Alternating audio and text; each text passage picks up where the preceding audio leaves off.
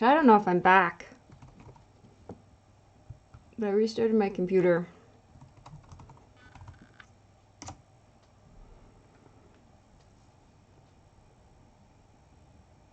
Just trying to hustle my bustle back to YouTube.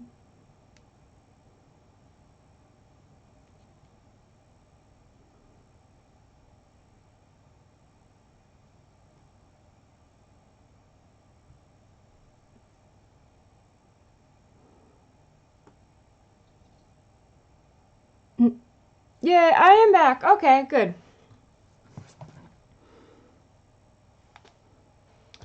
So, hey, this stream didn't take 2 hours. Hey, hey, hey, hey, hey, hey. Tried. Yeah, I don't know what. That was weird. OBS just decided that it just didn't want to anymore.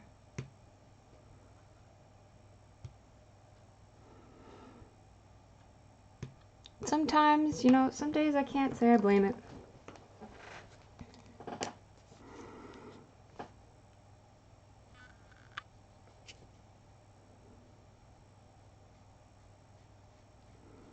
I think it's safe to say this pin is on its last leg.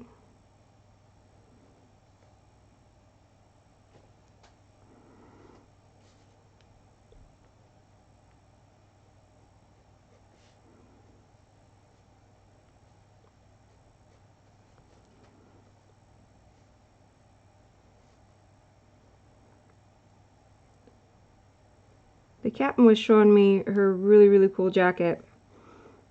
And captain, oh, there you are. Obnoxious Beth syndrome. E is for eraser because the captain is a brat. OBS is Open Broadcasting System, and it's basically a open broadcasting software. Open broadcasting software, and it's basically just the software that a lot of people use to do the whole live streaming bit. You kind of just say, hey, OBS, here's the visual input, here's the audio input, here's where I want you to send all of this information so that you can live stream.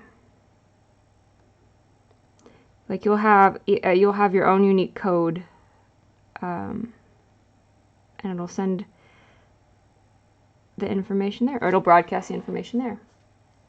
Obnoxious Beth syndrome. I do have obnoxious Beth syndrome. But, oh Captain, my Captain, if you want to share your Instagram or any other means of your to show all of your hard work. Are you a mod?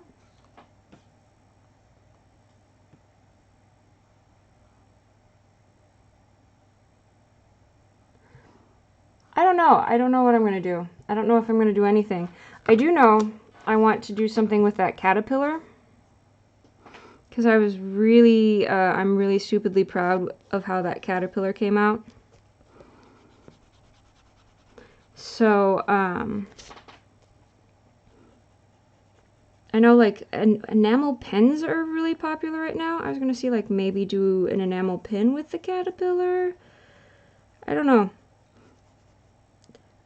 I know I really I need to build up my portfolio. I need to just start having stuff to show and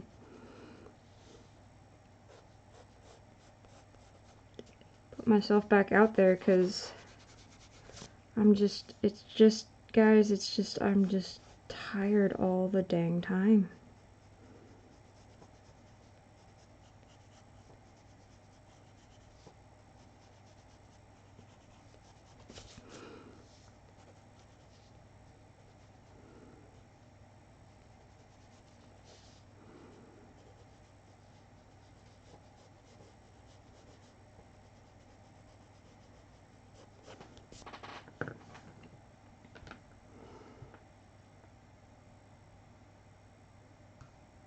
An enamel pin. Those are those, it's not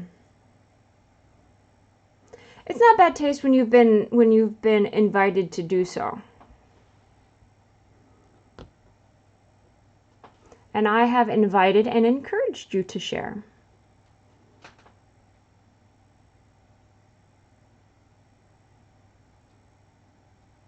Yeah, I mean, if you're going to be doing the writing and have your friend just kind of like, you know, beta it, that would be fine.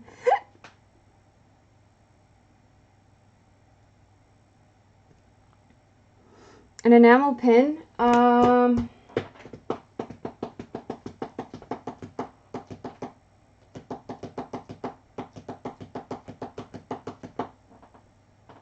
know, like those little metal pins that are, here.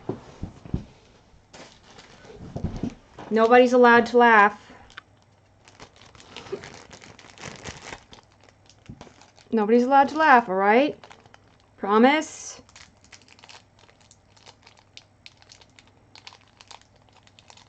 I don't see anybody promising. Nah, screw it.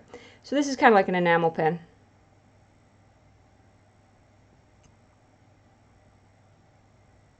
These are really popular right now.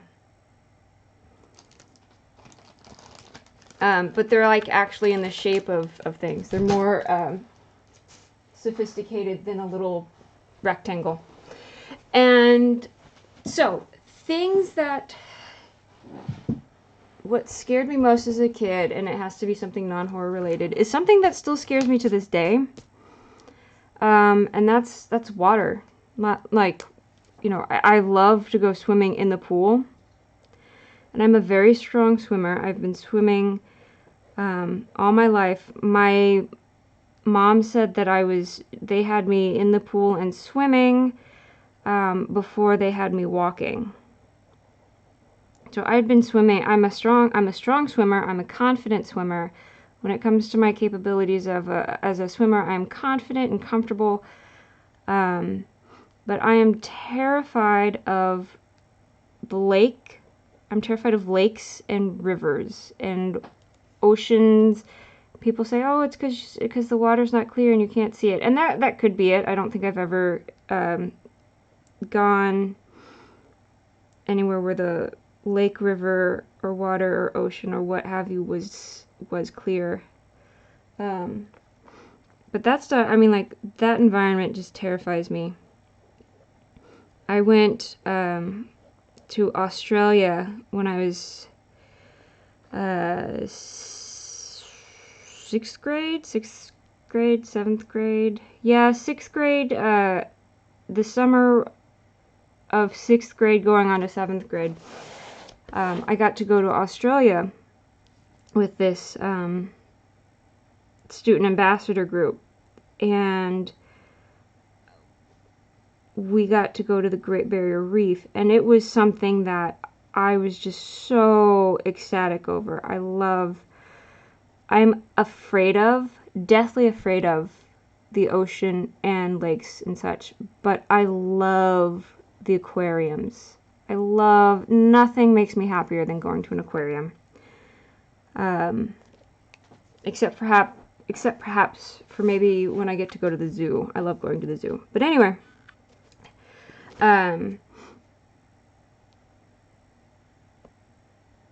I had never been so afraid in my entire life. Like, once they got me in the water and I was surrounded by all of these large carnivorous fish, I just about weed all over myself in the ocean. They had us holding onto this inflatable inner tube, and you know, the lady was telling us about the Great Barrier Reef and all these great fun facts, and I was just too busy, like, trying not to panic, and not doing a good job, by the way.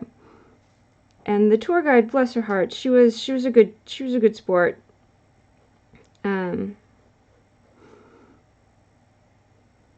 But the people who were in that group with me, you know, they wanted fish. They wanted to have the amazing experience of having all of these fish just come around them, because that is a neat, it's if you're not terrified of them, it's neat.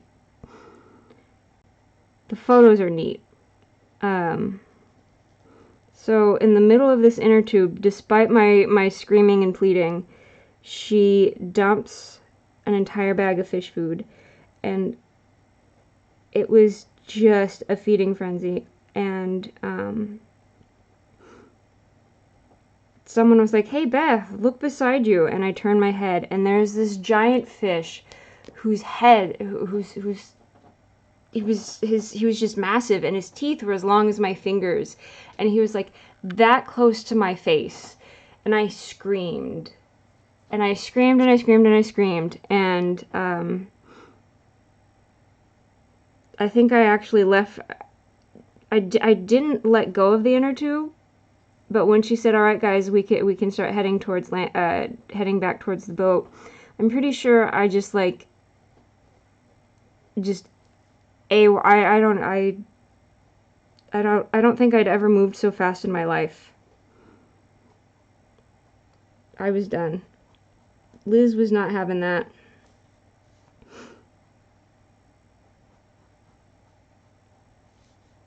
She was not having that noise. And they were like, "Don't you want to go do it again?" And I was like, "Nope."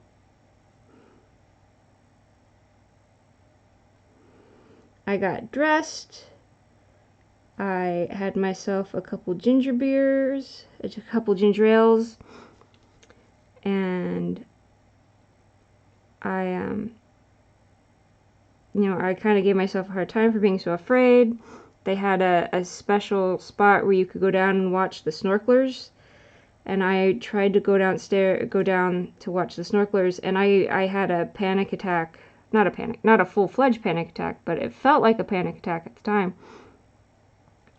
I was so upset. I couldn't make it down to watch the snorkelers. So I sat in the boat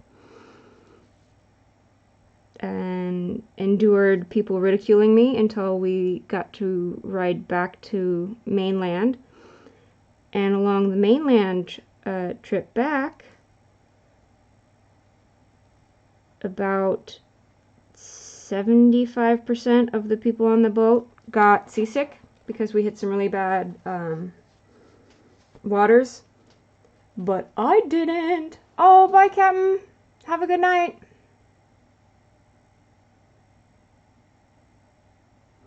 Oh yeah, no, and I'm not that terribly ashamed of my fear. I'm disappointed in it because I do love aquariums, and I would love to be confident and comfortable and brave in the ocean. I would love to do that. That's something like, if that's a fear I could get over, I'm sure I would just be the happiest clam. But it is one of the few fears I have that I can't just kind of, deal with it. Like I used to be terrified of driving, but I had to deal with it. I needed to learn how to drive, so I did. I didn't like it, but I did it. And I stress out about, going into areas that I'm not familiar with. But I can do it. I can deal with it. I can,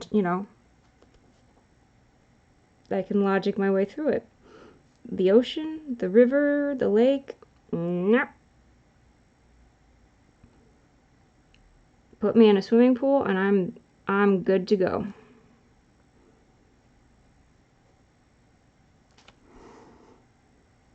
But what about y'all? Who's got a non-scary, a non-like horror film related thing that just scares them to bits? This is a no judgment zone.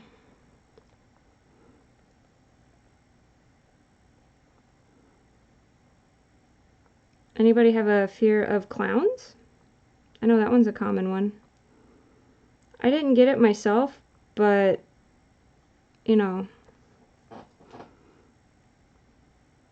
I know that's common, and no judge. Though I will say, after, what was it, last year, with those a-holes with clown masks walking around on people's front yards, like, that's not cool. But I was definitely on edge.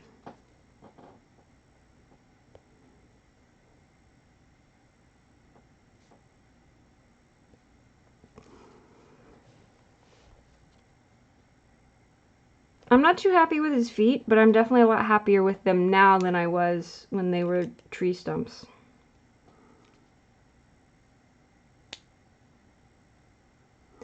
An extreme fear of heights is actually a common fear, and it's an evolutionary fear. So don't I wouldn't stress over that one too much.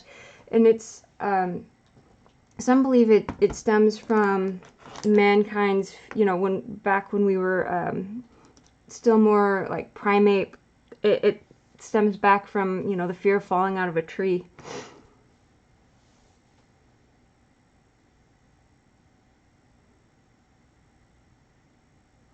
Yeah, no, I'm driving. Yeah, it used to scare me a lot. Now it's just sort of like areas I don't know. I get some anxiety. That was one of my common occurring nightmares when I was younger, was losing control of a car.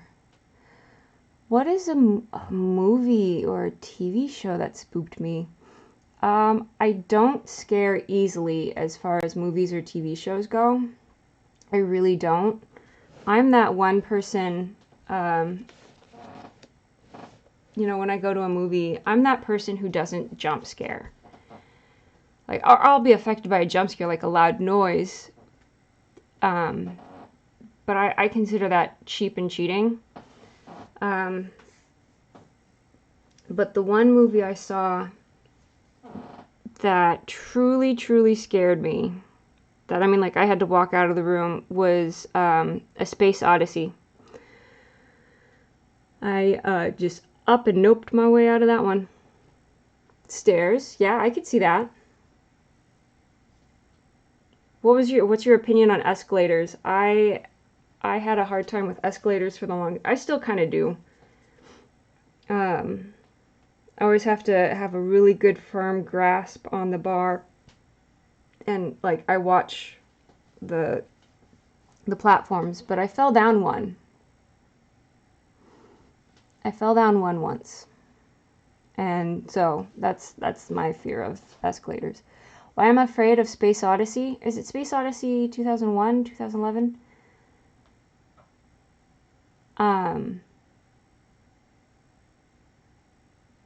The obelisk. It's just that obelisk. It's the end scene, I think, a lot of it, and the beginning scene. The obelisk is just like, to me, the obelisk is the worst kind of movie, scary movie monster, because you have no idea what it's doing,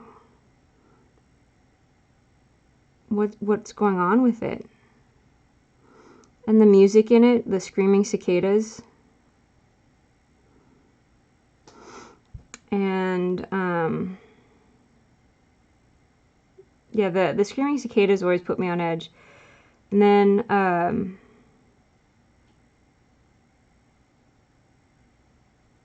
I said the beginning of the movie where like the apes first learned how to use tools, and from the first tool became, we got the first war. That gave me the heebie-jeebies. Aliens freak me out too. Like, I could watch movies about possession and I'm like, okay, yeah, that's a spook, but whatevs, doesn't faze me too much. But one of those stupid like ancient alien documentaries with the aliens guy, who is by the way my favorite meme, That stuff will keep me up at night.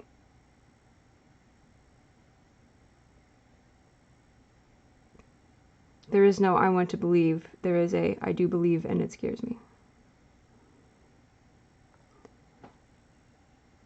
Yeah, I would much rather take stairs than I'd rather take stairs than an escalator just because stairs aren't moving. But yeah, no, stairs can be kind of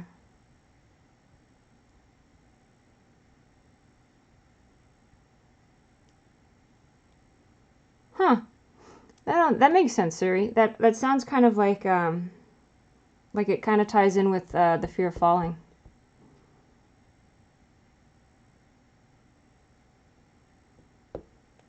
Sounds like it kind of ties in with that. Which is all, I mean, it's a good fear to have. Falling is, I take that back. Falling, maybe not so much a good fear to have. It's landing. That's an old occupational, or not, that's an old physical therapy joke. You don't have to worry about the fall. It's the land that gets you.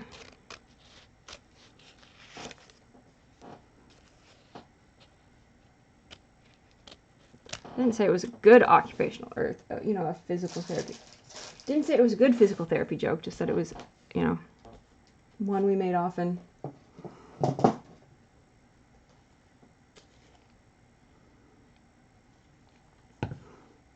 no, I mean, like, that to me, that seems like a logical fear / concern to have. Doesn't seem weird.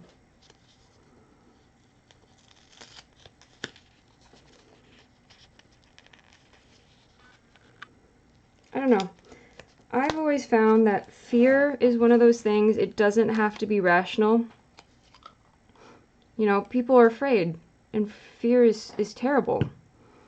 So even if, like, to me, it's not rational, it doesn't make sense, I try really hard not to, you know, give people a hard time over it. Like, you know, there's friendly teasing, and I get teased about my fear of the ocean and fish, and you know, I roll with it.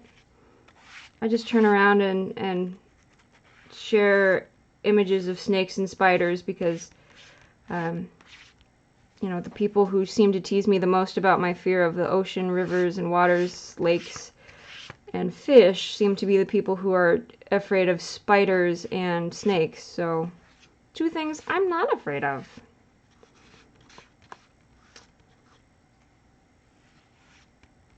And guys, if you ever were curious, Liz can be mean.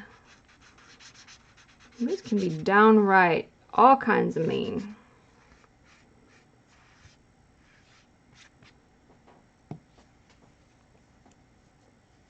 But if I tease you and if I give you MacGuffins, it means I like you because I know you're not going to hold it against me. Snacks. Danger noodles.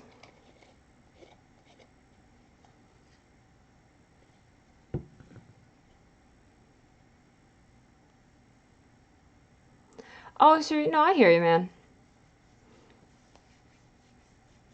That's rough. Yeah. And no, like that makes complete and total sense. Because driving, I mean, that's a lot. When you're driving, you've got a lot of responsibility on your shoulders. And yeah, it's just, I get it. I hear you, man.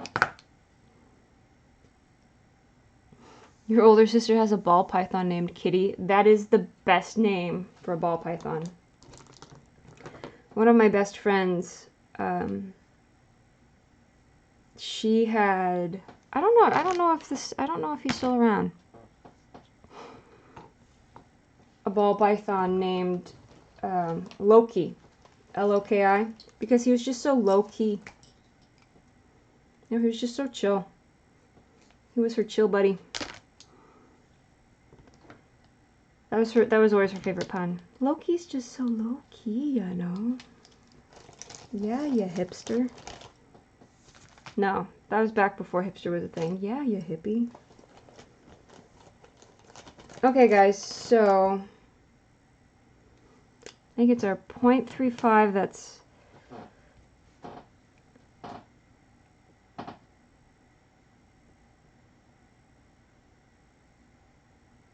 So the 0.35 was giving us MacGuffins, and one of the 0.5s was giving us MacGuffins, wasn't it?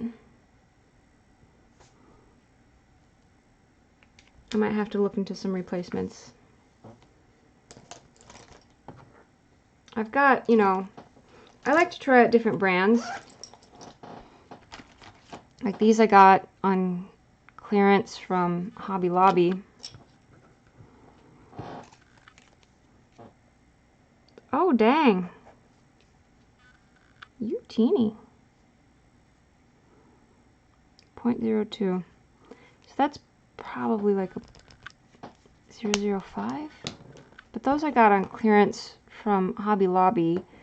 And then these I think were Joann's.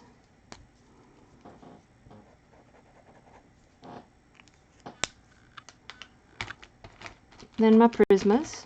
And then I've got the Sakura Microns, which are a staple. But some are waterproof, some are not, some are ink proof, some are not. Then I've got a little Copic multi-liner.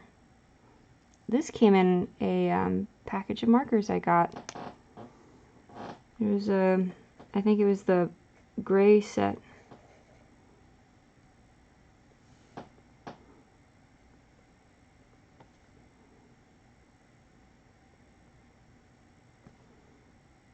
Copic products are so expensive, but they're pretty nice.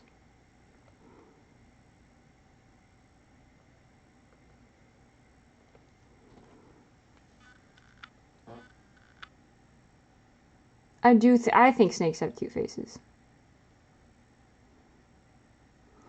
So the thing with snakes, any snake could potentially, you know, hurt you. If you mishandle, you know, if you mishandle one, it's going to react and it's going to bite. My friend, you know, she's had multiple snakes, she's had multiple lizards. She is very conscientious and considerate, and she's very aware of what she does with them at all times. She doesn't put her guard down, but she's been bitten many, many times. And that's just, you know, that's just sort of the nature of the beast. Like, for example, you know, you've got tick pet cats, for example. Perfectly delightful companions. But they can scratch you. And, you know, you do your best to minimize scratches, but they happen. The same is sort of like with reptiles and snakes. You do your best to minimize it happening, but it does happen.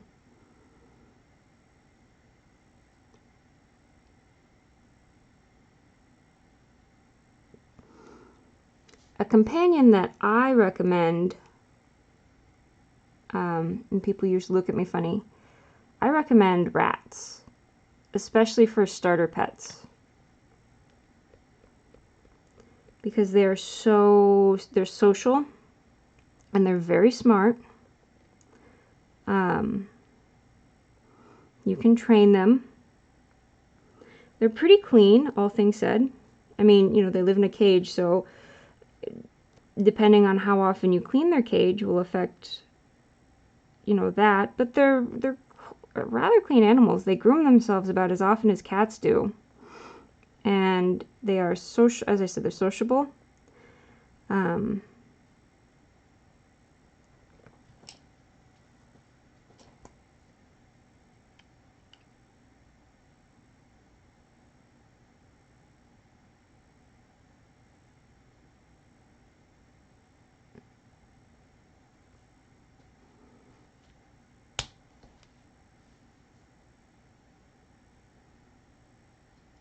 She wasn't alone.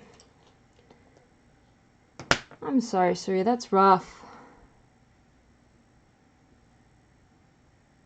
Yeah.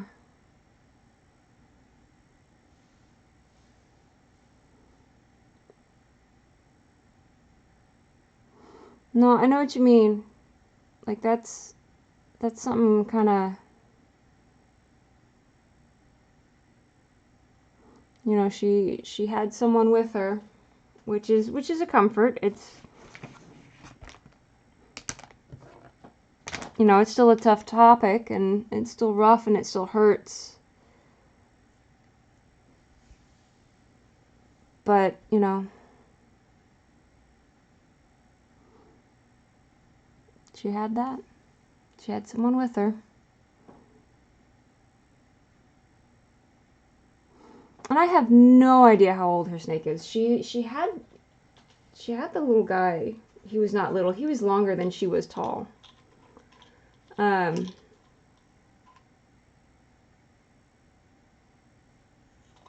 I don't know how old he would be. Thank you. He had a real rough start, and then he had some really, really weird legs, but I think this ended up being the better route.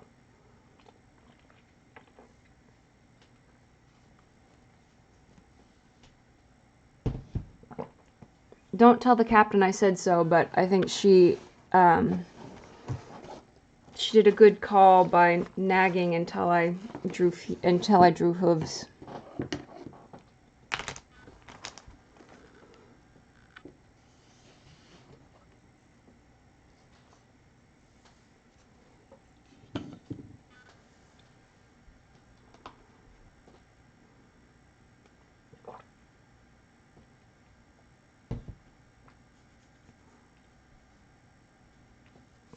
So,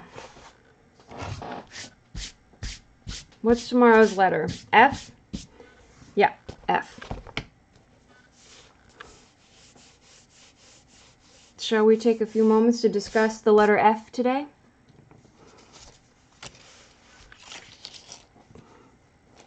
What I'm wondering for that one,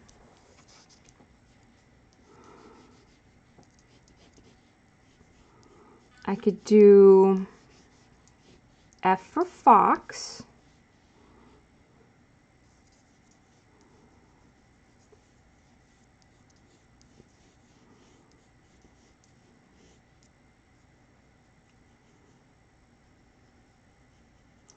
And do like a black, kind of give it like a black frame.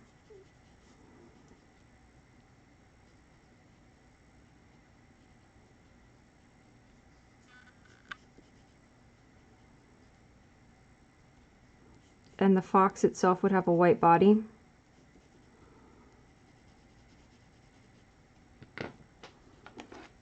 F for fawn. F for French fries. But that's not an animal. I do like the idea of F for fawn, but because I just did an elk today, I want to put a little distance between. Are these both the same?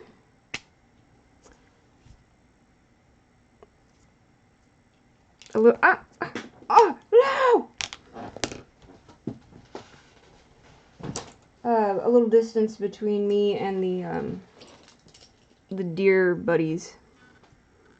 Like, I also thought of a fennec fox, because those little bugs are just the cutest.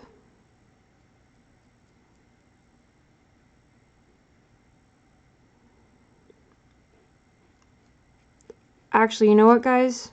I know exactly what I'm going to do. I know exactly what I'm going to do.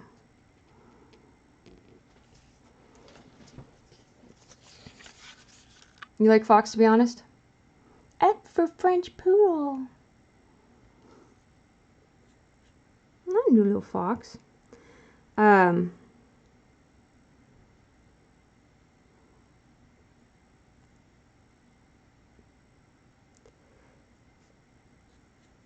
Actually, you know what? If time goes well enough, maybe I can do 2 tomorrow. One will be a special present, because I love you guys so much.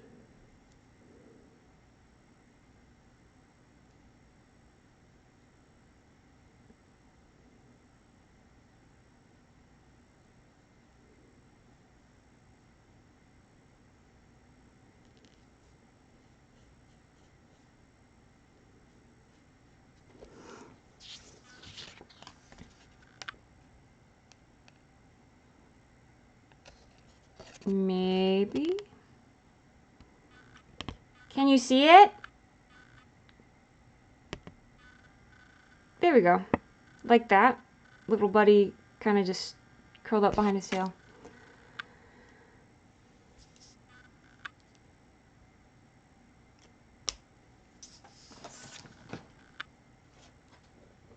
My Sparkle & Co. Well, gang, I'm starting to run out of steam. I've been yawning in the microphone for a large chunk of the stream, which I apologize profusely, and greatly appreciate everyone's patience.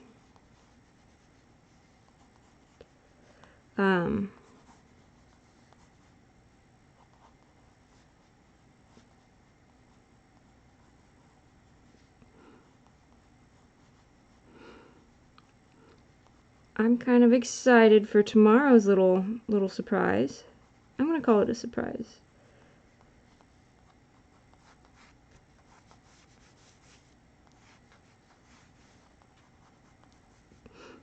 And this is like a real quick 2-second attempt at a fox without really quite remembering what they look like too much.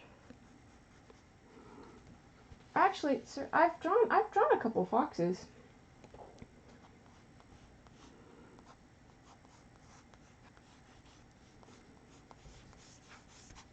Foxes and owls are something I tend to draw quite a bit.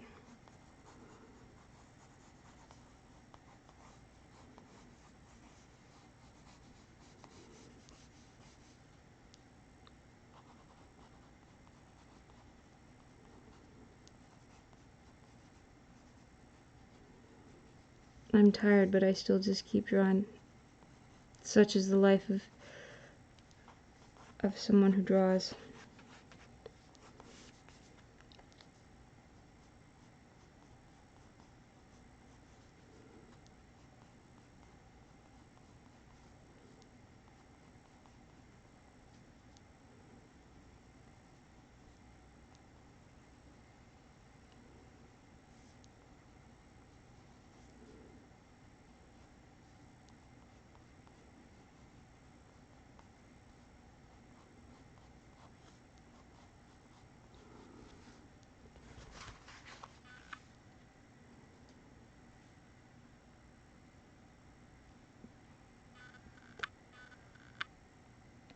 It used to drive me nuts when I would see people do this, but now that I'm doing it myself, I understand.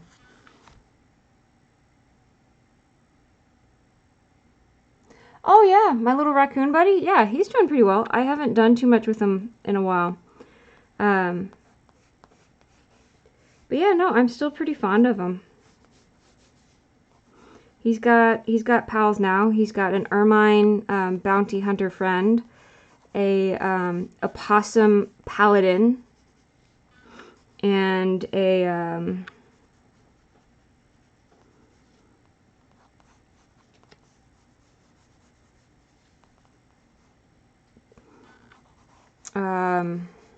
there's somebody else, I don't remember what it was. That was like a warrior soldier sort of thing. And then the bad guy was a rabbit. Dark mage rabbit.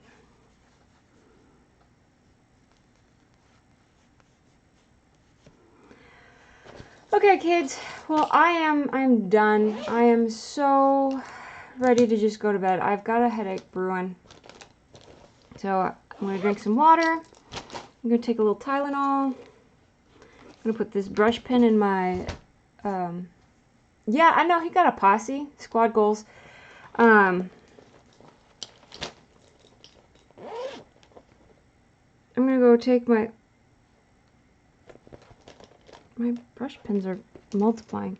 I'm going to go take my own shower and get to bed.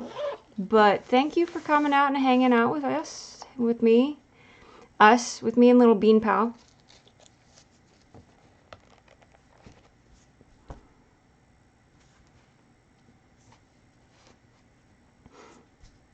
So until I see you guys again, y'all stay absolutely fabulous. Be safe, be smart. And And be safe, be smart, be spooky. Oh gosh, that's a horrible sign off. Well, bye guys.